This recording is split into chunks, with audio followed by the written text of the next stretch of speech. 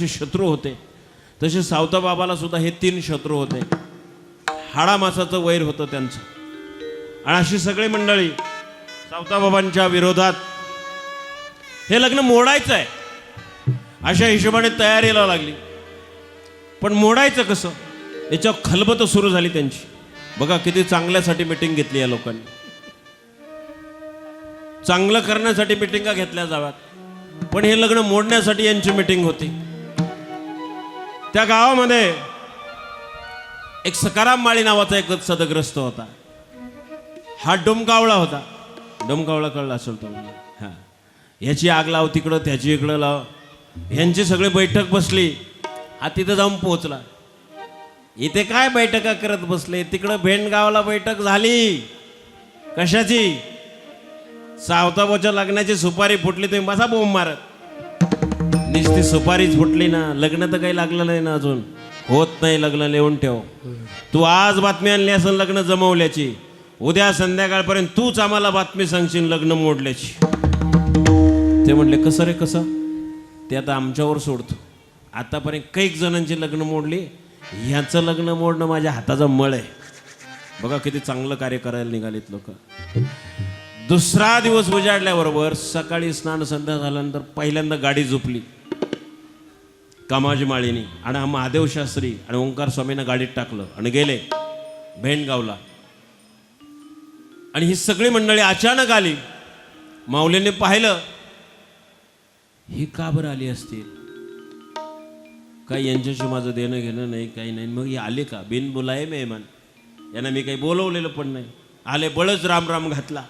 आता त्याने रामराम घातल्यामुळे याने हे पण म्हणले रामराम बुवा या. आता या म्हणणंच आहे. इच्छा असू नाही तर नसू, आपल्या दारावर आलेलं मनुष्य आपल्याला आवडू अथवा न आवडू, पण या म्हणावं लागतं. बसा. प्रथेप्रमाणे गुळ पाणी दिलं. विचारलं. अचानक येणं केलं. यावं लागलं. यायला भाग पाडलं तुम्ही. तुमच्या मुलीचं वाटोळं होणार. म्हटलं काय झालं? काल सुपारी फोडली. तुमच्या हिताचं सांगायला आलोय. त्याच्यात तात्या होता योग. काय माझ्या हिताचं सांगायला आले? डोंगी मनुष्य या गावातील हलक्या कुळातल्या लोकांना घेतो, त्यांच्या समोर कीर्तन सांगतो. कीर्तन सांगायचा अधिकार नाही त्याचा. हा ढोंगी मनुष्य आहे. तो अधिकार आमचा. आम्हीच सांगायचं सगळं. बरं बरं. वर गावात बोंब मारून सांगतो म्हणे देव भेटला. असं कोणाला देव भेटतो काय? म्हणजे माऊली म्हणले मग तुम्हाला तरी भेटलंय का? तुमच्या हिताचं सांगायला आलो आणि उलट वार्ता करता. नाही नाही म्हणले समजून घेतो. बोला बोला. पोरीचं कल्याण व्हावं असं वाटत असेल, ही सोयरी मोडली असं उद्या जाऊन सांगा.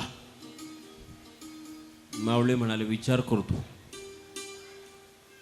मग सांगतो. म्हणले नीट ध्यानात ठेवा बरे. डोंगी मनुष्य आहे, लबाण आहे, मुलीचं वाटोळं आहे.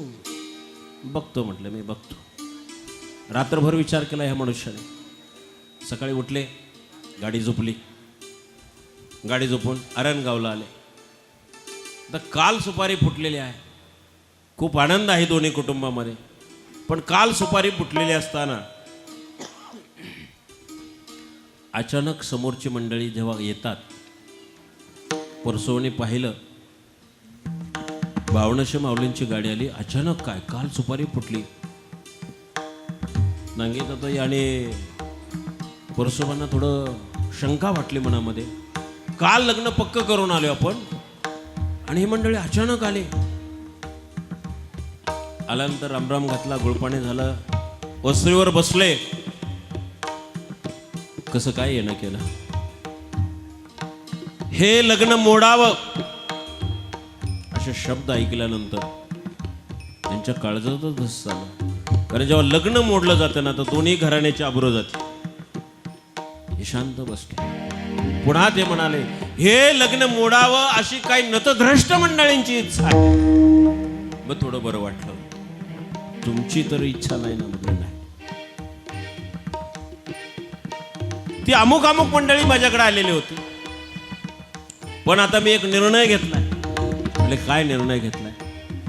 त्यांना काड्या करायला जास्त दिवस वाट पाहिजे नाही. आत्ताच्या आत्ता पंताजी काकाला बोलवून घ्या. 15 दिवसाच्या आत लग्न पूर्ण झालं पाहिजे. हो, वेळ कमी पडेल.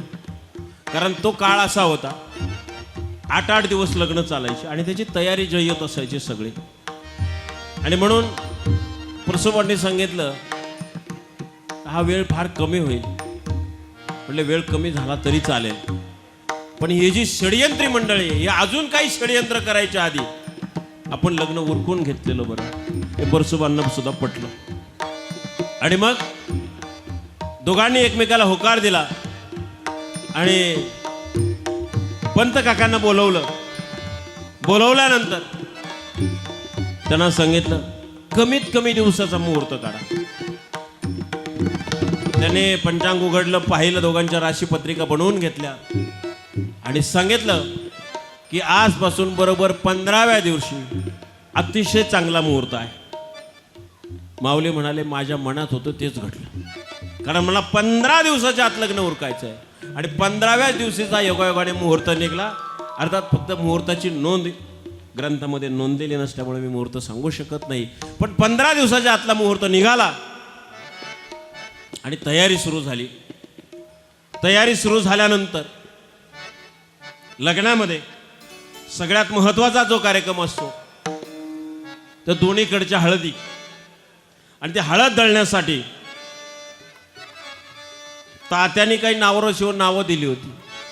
तात्याने बरं का, तात्या कळतो ना तुम्हाला, तात्याने नावं दिलेली होती. त्याच्यामध्ये आरणगावच्या ज्या सुवासिनी होत्या त्या सौभाग्यवती जनाबाई रामदास शिंदे, सौभाग्यवती सुमन गंगाराम गडगे, सौभाग्यवती सुनंदा शांताराम गडगे. ज्यांचं नाव पुकारलंय त्याने ताबडतोब पुढे यावं. सौभाग्यवती लक्ष्मीबाई रामचंद्र गडगे, सौभाग्यवती इंदुबाई विठ्ठल गडगे, सौभाग्यवती चंद्रभागा रामभाऊ गडगे आणि सौभाग्यवती पुष्पा सोपान गडगे. या सौभाग्यवतीने सावताबाबाची हळद दळण्यासाठी पुढं यायचं. या 7 सुवासिनींच्या हस्ते सावताबाबांची हळद दळण्याचा कार्यक्रम त्या ठिकाणी आरणगावमध्ये आरंभलेला होता. एकमेकीला औक्षण केल्यानंतर अग हळद दळी ते माझ्या सावताबाच्या लग्नाची सईबाई, सावताच्या लग्नाची लग्नाची लग्नाची लग्नाची लग्नाची लग्नाची लग्नाची सावताच्या लग्नाची लग्नाची लग्नाची लग्नाची सावताच्या लग्नाची लग्नाची लग्नाची लग्नाची.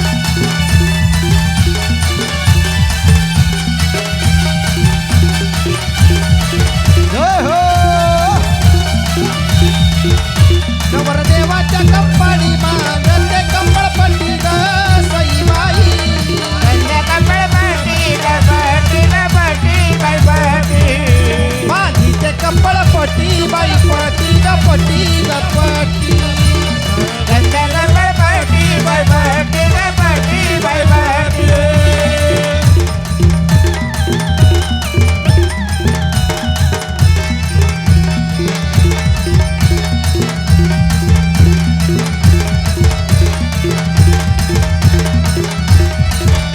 ए जरीच्या पाताळ माझ्या वरमाईला नेसवा सईबाई माझ्यावर मायराने जवाने जवाने जवाने जवा वरमाईला नेसवा नेसवा नेसवा नेसवा वरमाईला जवाने जवाने जवाने जवा वरमाईला नेसवा नेसवा नेसवा नेसवा वरमाईला जवाने जवाने जवाने जवा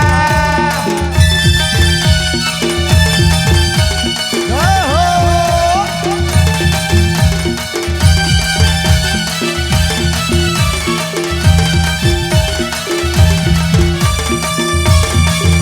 लग्न मंडपात सारे आहेर करीती सईबाई अरे आयर कराची कराची कराची कराची सारे आहेर करती करती करती करती अरे आयर कराची कराची कराची कराची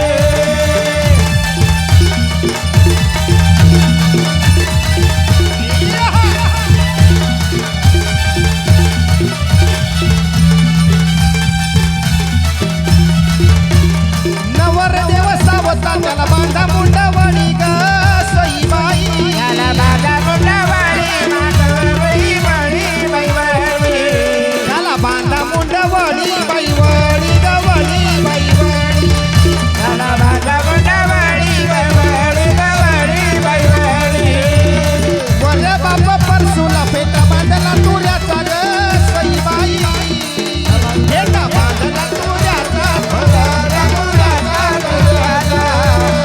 बांधला तुऱ्याचा तुऱ्याचा तुऱ्याचा तुऱ्याचा फेटा बांधला तुऱ्याचा तुऱ्याचा तुऱ्याचा तुऱ्याचा फेटा बांधला तुऱ्याचा तुऱ्याचा तुऱ्याचा तुऱ्याचा ए मांडवाच्या दारी कलवऱ्याचा थाट ग सईबाई कलवऱ्यांचा थाट बाई थाट ग थाट बाई थाट कलवऱ्याचं बाई थाट ग थाट ग थाट बाई थाट कलवऱ्याचं बाई थाट ग थाट ग थाट बाई थाट ए मांडवाच्या दारी वंदन पांडुरंग ग सईबाई वंदन पांडुरंगा बाई रंग ग रंग बाई रंग बाई रंगा बाई रंगा बाई रंगा वंदन पांडुरंगा बाई रंग ग रंग बाई रंग वंदन पांडुरंगा रंगा रंगा